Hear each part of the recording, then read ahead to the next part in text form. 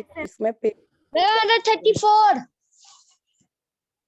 मुझे 126 मैम मुझे भी 134 आप चैप्टर नंबर मुझे निकालिए बेटा 134 और अब टाइम पे आया मैम कीजिए क्लास में। मैंने स्टार्ट किया ऑलरेडी, अब मुझे वापस से रिपीट करना है।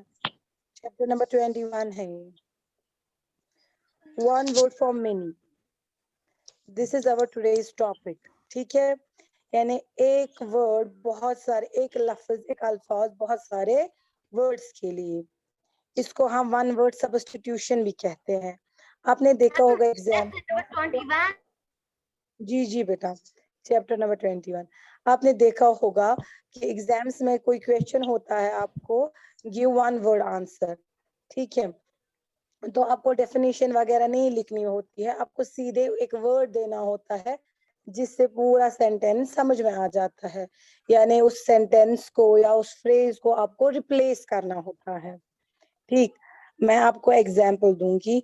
लाइक आपको पता है इंडिया जो है, यहाँ पर किस तरीके से गवर्नमेंट बनती है, जब लोग वोट्स डालते हैं, ठीक है, और फिर अपने इस रिप्रेजेंटेटिव को इलेक्ट करते हैं। सो अगर मुझे ये सेंटेंस बताना है, India has a system in which या where the government of the country is elected by the people, तो इतना बड़ा सेंटेंस मुझे बोलना है। यानी इंडिया में एक ऐसी गवर्नमेंट है जहां पर लोग अपने नुमाइंदे को चुनते हैं, है ना। ये इतना बड़ा सेंटेंस है। लेकिन अगर मैं शॉर्ट में एक वर्ड इसको रिप्लेस करूंगी, एक वर्ड से मैं सारा इसको रिप्लेस कर सकती हूँ, वो है डेमोक्रेसी। अगर मैं लिखूंगी इंडिया हैज अ डेमोक्रेसी या India is a democratic country, तो इस डेमोक्रेसी या डेमोक्रेटिक कंट्री से क्या हो गया, वो पूरा सेंटेंस जो है वो समझ में आ गया। यानी डेमोक्रेसी का मतलब होता है जहां पर लोग अपने नुमाइंदों को, अपने लीडर्स को, रिप्रेजेंटेटिव्स को चुनते हैं। तो मुझे लंबा चौड़ा सेंटेंस लिखने की जरूरत नहीं है। हाँ मैम मुझे मामा बुला रही है, मैं नीचे जाऊं? बस don't disturb me, don't disturb the whole class. If you wanna go, you can, but don't disturb the whole class. So, जो ये एक वर्ड है, ये सब सारे सेंटेंस को रिप्लेस कर रहा है, और इस एक वर्ड से हमें सारा सेंटेंस समझ में आ रहा है। अगर आप लोगों की वोकैबुलरी अच्छी होगी तो आप अपने बातचीत में, अपनी कन्वर्सेशन में इन वर्ड्स का इस्तेमाल कर सकते हैं। लंबा चौड़ा बताने की जरूरत नहीं है। लाइक आपको पता है एब्रिविएशंस किसको कहते हैं? एब्रिविएशंस क्या होता है? शॉर्ट फॉर्म्स होते हैं, वर्ड्स के शॉर्ट फॉर्म्स या फ्रेजेस के short forms, like VIP, very important person. तो ये जो शॉर्ट फॉर्म्स होते हैं, ठीक है, इनको हम एब्रिविएशन कहते हैं। तो अगर मैं बोलूंगी कि हाँ वहां पर मैंने एब्रिविएशन इस्तेमाल की, तो मुझे ये बताने की जरूरत है मैंने वहां पर शॉर्ट फॉर्म ऑफ वर्ड इस्तेमाल किया या फ्रेज इस्तेमाल किया। एब्रिविएशन से समझ में आ गया कि मैं क्या कहना चाहती हूँ, एब्रिविएशन किसको कहते हैं। Got it? आप लोगों को मेरी बात समझ आ रही है बेटा? Yes ma'am. या इसी तरीके से बहुत सारे ऐसे वर्ड्स हैं जिनको हम वन वर्ड सब्स्टिट्यूशन के तौर पर इस्तेमाल करते हैं। लाइक इलिटरेट, जरा मुझे बोलिए इलिटरेट किसको बोलते हैं? इलिटरेट, इलिटरेट बोलते हैं अनपढ़ को, जो पढ़ना लिखना नहीं जानता है, राइट। तो अगर मुझे इस सेंटेंस में बोलना है कि फॉर एग्जाम्पल मेरा कोई फ्रेंड है, मैं उसको बोलूंगी, मुझे आपको बोलना है he can not read, he can not right, है ना। मैंने बड़ा सेंटेंस बोला, लेकिन अगर मैं इतना ही बोलूंगी ही इज इलिटरेट, आपको खुद समझ में आना चाहिए इलिटरेट क्या है, यानी इसको पढ़ना लिखना नहीं आता है, या ही इज लिटरेट, वो पढ़ा लिखा है। अब मैं ये नहीं बोलूंगी कि वो पढ़ा, मतलब अगर मुझे आपको समझाना है कि वो पढ़ा लिखा है, कोई मेरा फ्रेंड है या आप में से कोई, आपका कोई फ्रेंड है, आपको किसी और को बोलना है कि वो पढ़ा लिखा है, तो आप उसको ये नहीं बोलेंगी इसको इंग्लिश भी आता है, मैथ्स भी आता है, ये अच्छा पढ़ता है, ये लिखना भी जानता है, बोलना भी जानता है, पढ़ना भी जानता है। आपको सिंपल एक वर्ड बताना है, he is literate. Literate, illiterate हो गया अनपढ़, लिटरेट हो गया पढ़ा लिखा, ठीक है। तो आप बोलेंगे लिटरेट, उसको खुद समझ में आएगा ये पढ़ा लिखा है, ठीक है। तो लंबा चौड़ा बताने की आपको वहां पर जरूरत नहीं पड़ती है। Got it?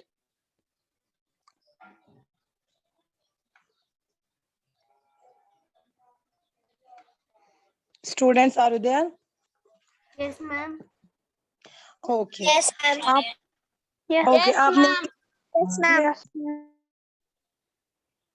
अच्छा, आप लोगों ने सुना होगा कि ऑटोबायोग्राफी, कोई राइटर होता है जो अपनी आप बीती लिखता है, यानी जो उस पे बीती है, जो उसका एक्सपीरियंस है, ठीक है, वो फिर वो खुद लिखता है, अपनी जिंदगी को वो बुक पे लिखता है, यानी वो अपने एक्सपीरियंस को शेयर करता है और खुद लिखता है, उसको दूसरा नहीं लिखता है बल्कि खुद आप बीती लिखता है, तो उसको हम ऑटोबायोग्राफी कहते हैं। अगर हमें इस सेंटेंस को रिप्लेस करना होगा, the life history of a man written by himself, किसी की जिंदगी की हिस्ट्री या किसी की एक्सपीरियंसेस को खुद लिखना, ठीक है, इसको हम शॉर्ट फॉर्म में ऑटोबायोग्राफी कहेंगे, ठीक। या किसी की जिंदगी को कोई और लिखेगा, उसको हम बायोग्राफी कहते हैं। तो यहाँ पर जो एक्सरसाइज है, यहाँ पर इसी तरीके से एक सेंटेंसेस दिए गए हैं और दूसरे साइड से कॉलम बी में उनके सब्स्टिट्यूट्स दिए गए हैं, आपको वो मैच करने हैं। पहला है a trade that is prohibited by law, एक ऐसा ट्रेड, एक ऐसा कारोबार जो नाजायज हो, government according to the government वो जायज ना हो, ठीक है, तो उसको क्या कहते हैं? उसको कहते हैं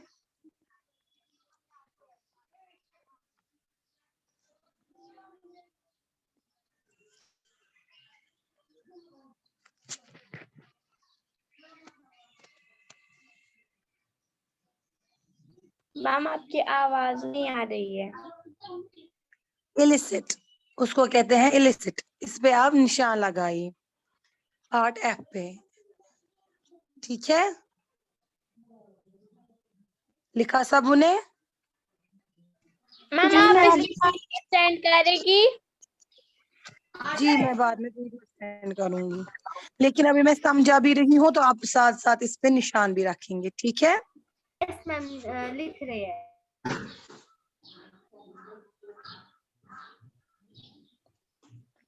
okay, a state of perfect balance,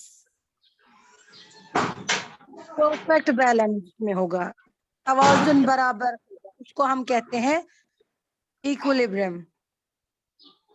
got it? क्या? मुझसे बोलिए। a state of perfect balance, वो वाली स्टेट जहाँ पर बैलेंस, तवाजुन बराबर हो, बरकरार हो, उसको कहते हैं equilibrium. Equilibrium, got it? Part कौन सा है? पार्ट है ये ई, ये दूसरा पार्ट है, इसको आएगा equilibrium.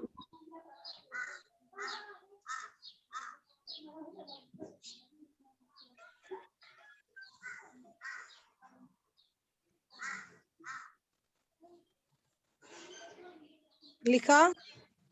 Yes ma'am. Yes ma'am. बोलिए. जी, उसको इक्विलिब्रियम आएगा, दूसरे को आएगा इक्विलिब्रियम। मैं पहले को क्या आएगा? को क्या आएगा? मुझे आपकी आवाज नहीं आ रही थी। पहले को आएगा इलिसिट, ठीक है,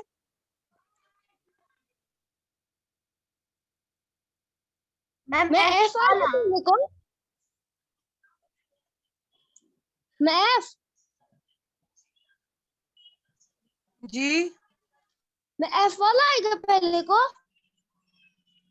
जी बेटा, पहले को आएगा एफ वाला, दूसरे को आएगा ई वाला, इक्विलिब्रियम। फिर है तीसरा, a large and impressive building, बड़ी सी और अच्छी सी, इम्प्रेसिव, जिसको देखकर इंसान हैरान हो, इम्प्रेस हो जाए, ऐसी इमारत, उसको क्या कहते हैं? मैम एडिफैक्ट. Edifice.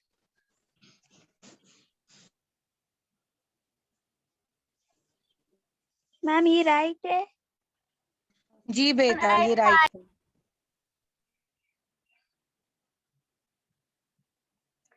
Okay the place where pronunciation है एडिफिस, क्या है इसकी प्रोनाउंसिएशन? एडिफिस। edifice, हाँ, वेरी गुड, एडिफिस। प्रोनाउंसिएशन साथ साथ में सीखे बेटा, एडिफिस। Okay ma'am.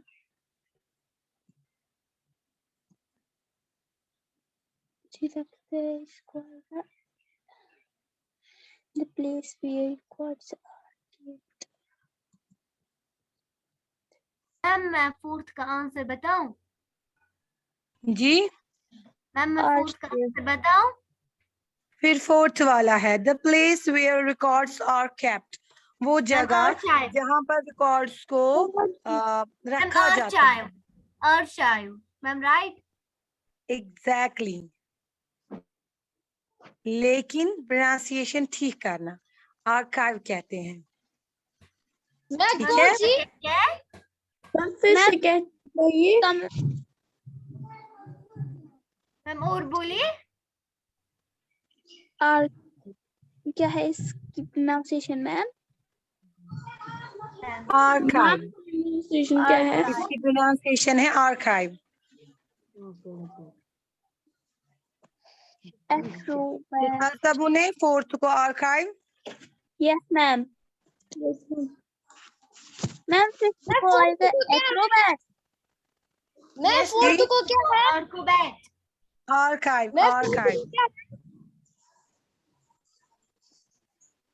फोर्थ को है जी पार्ट, आर्काइव। फिर है fifth one who perform gymnastic feats. Ma'am acrobat, acrobat. Acrobat, yes ma'am. Right?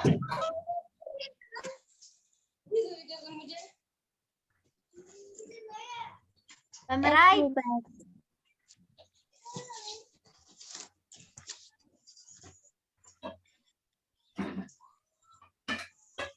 Ma'am जी, मैम एक्रोबैट आएगा फिफ्थ को। जी बेटा। एरिमेंडी which never one who perform gymnastic feats, वो जो पोल्स पे करते हैं ना, वो समरसॉल्ट, वो Inflatable. उसी को बोलते हैं। हाँ, ये एक्रोबैट। फिर है sixth, a remedy which never fails. Infallible. Infallible. Infallible. Infallible, ma'am.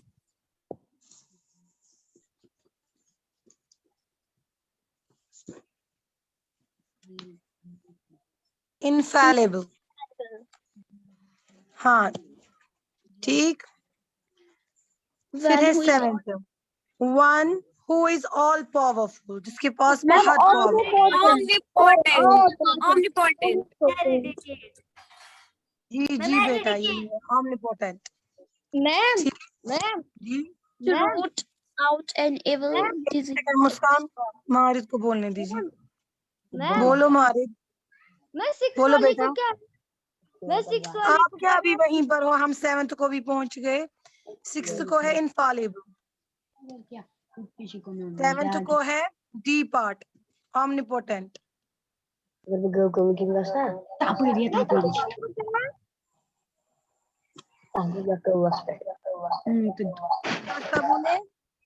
मैं सी माइक्स वाली को बंद क्या? कीजिए, माइक्स बंद कीजिए, अननेसेसरी माइक्स को अनम्यूट मत कीजिए बेटा। सिक्स्थ को है इनफॉलेबल यानी जे पार्ट, सेवेंथ को है डी पार्ट, omnipotent। ठीक है, अब एट्थ वाला,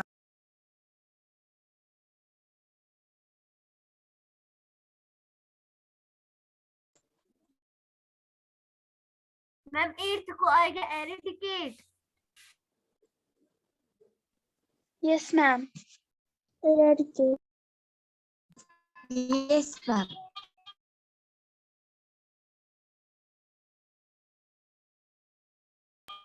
फिर है एट्थ वाला, to root out an evil disease extra. Eradicate. eradicate.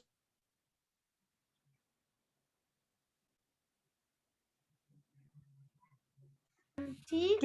Out an evil disease extra, हम नहीं बोलते हैं जड़ से उखाड़ देना, किसी बीमारी को या किसी इविल को, ठीक है, उसको कहते हैं, एक वर्ड इसके लिए आता है, इरेडिकेट। इरेडिकेट, ये आपने शायद टेक्स्ट बुक में भी पढ़ा है, इरेडिकेट।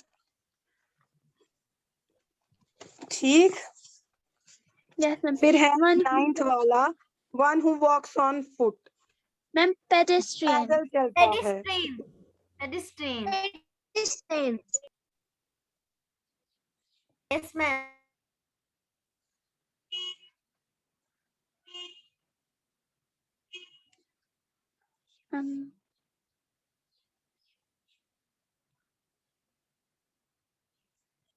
पेडेस्ट्रियन,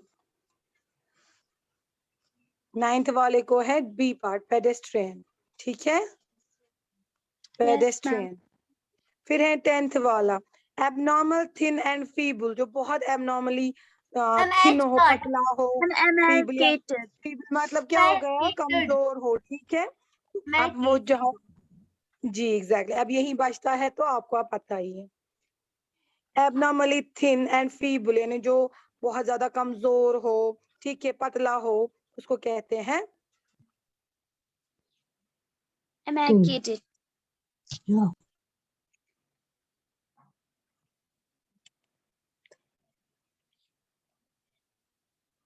एमेसिएटेड, ठीक है, 10th वाले को है एमेसिएटेड।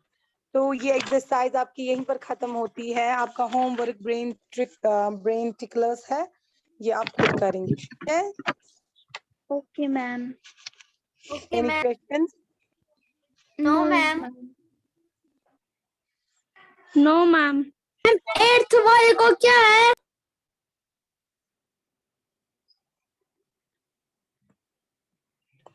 8th वाले को है to root out an evil disease etcetera, eradicate, जड़ से उखाड़ देना किसी गुनाह को या किसी बीमारी को, उसको कहते हैं इरेडिकेट करना, ठीक है। Yes ma'am. Any questions? No, ma'am. समझाना मत है वापस से। No ma'am.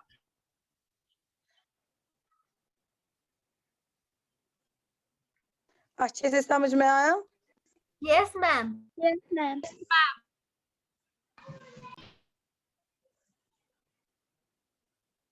तो इसकी पीडीएफ मैं सेंड कर रही हूँ, ये काम आप लिखेंगे और इसका ब्रेन टिकलर भी आप अभी लिखेंगे, ठीक है। Okay ma'am.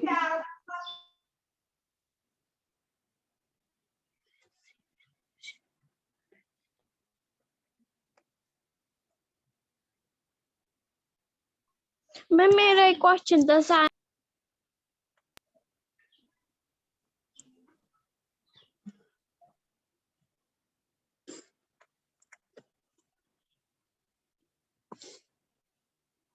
जी बोलिए। मैम आपने जो कल रखा है ना टेस्ट, मुझे 11:15 जब बज गए ना तब मुझे हो गया डिस्कनेक्ट, उसके बाद मैं हो ही नहीं रही थी ज्वाइन। मुझे नहीं पता आपने किसका टेस्ट रखा था कल।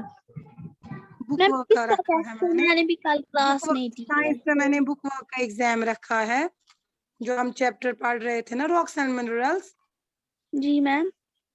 लॉन्ग आंसर्स के बगैर पूरे लेसन का एग्जाम है।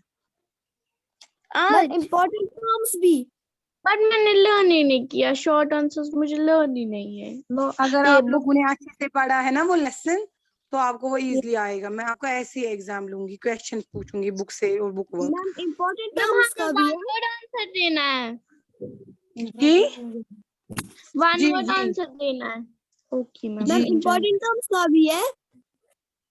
नहीं बेटा, ओके मैम। पूरे लेसन का एग्जाम है, इंपॉर्टेंट टर्म्स उसी में आता है। ओके ओके स्टूडेंट्स, अब आप साइंस क्लास की तैयारी कीजिए, और ये जो मैं काम अभी सेंड कर रही हूँ ये आप अभी बुक्स पर लिखेंगे, ठीक है। मैम लेकिन मैंने इम्पोर्टेंट टर्म्स ही किया है, मैंने मुझे आपकी आवाज नहीं आ रही है। कोई बात नहीं, अभी टाइम है, आप कर सकते हैं।